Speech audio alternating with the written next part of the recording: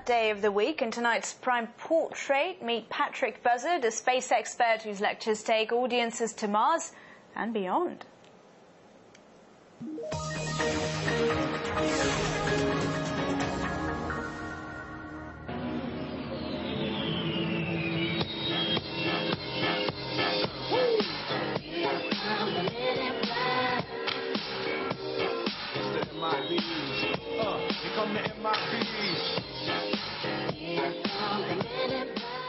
Hi, my name is Patrick Buzzard. I'm the NASA Russia representative. I work at the U.S. Embassy in Moscow, and today I'm here at a Moscow public school to talk a little bit about NASA and Russia's work on the International Space Station, and I'm also going to talk a little bit about why I enjoy working and living in Russia.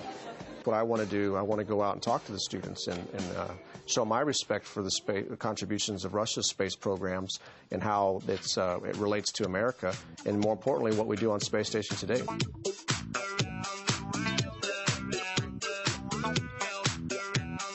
Okay, good question. In the future, will we fly to the moon? Will astronauts or cosmonauts go back to the moon? And my short answer is yes. I strongly believe that the humans and the world will continue to explore. They will go from the moon to Mars and beyond. I grew up with it. My father actually worked for the space program. So I grew up with it. I found it exciting. I lived in Houston, so I remember the shuttle program from 1981.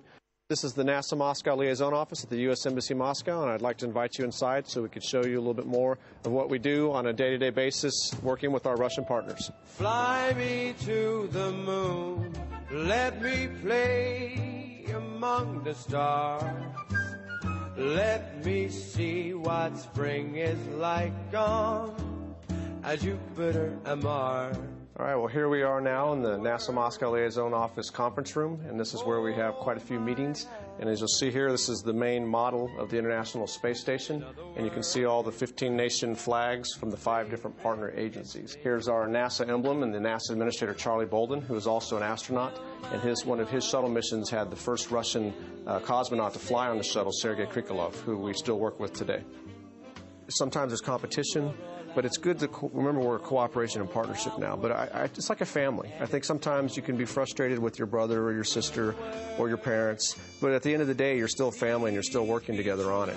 Over here we have a picture of Houston from space, and then most importantly, we have Lena Mole, who is my media education outreach assistant, so she helps coordinate all my public diplomacy activities.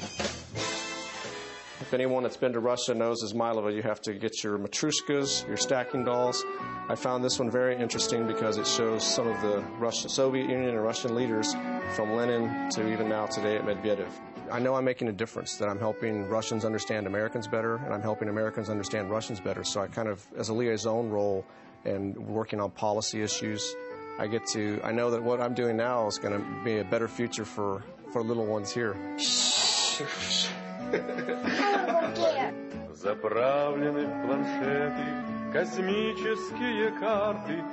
Here we are today at VDNH, and we get to see the big rocket. Haley, ready to come? Come work. Come look. So I'm here with our nanny, Miss Tanya, and Haley. It has a lot of history. They have some of the statues in the park. So between Gorky Park and VDNH, we always enjoy coming out here and walking. Moscow's a big city. The cold, dark winters, that to me was always a challenge. I'm from Texas, so I didn't see snow very often at all. And so now I enjoy it, though. I started cross-country skiing. All right, well, again, hope you had a fun day with us, seeing what it's like to work and live in Russia. We're going to finish off the day here at VDNH at the park. Not go too far. And we're going to go get some ice cream, which is very Russian, to get some ice cream in the winter. So thanks again. Hope you enjoyed the day, and hopefully we'll see you soon. Bye-bye. Say bye-bye, Haley. Yeah, no bye-bye. No bye-bye. Oh, don't get all excited. Nice, seemed like a very nice family there. A very interesting story. Yeah, it's a lovely story. It's nice to see family people in Moscow. Yeah, he might not have gone to space, but he's found a civilization of a different kind over here, hasn't he? Exactly. Moscow's better than space.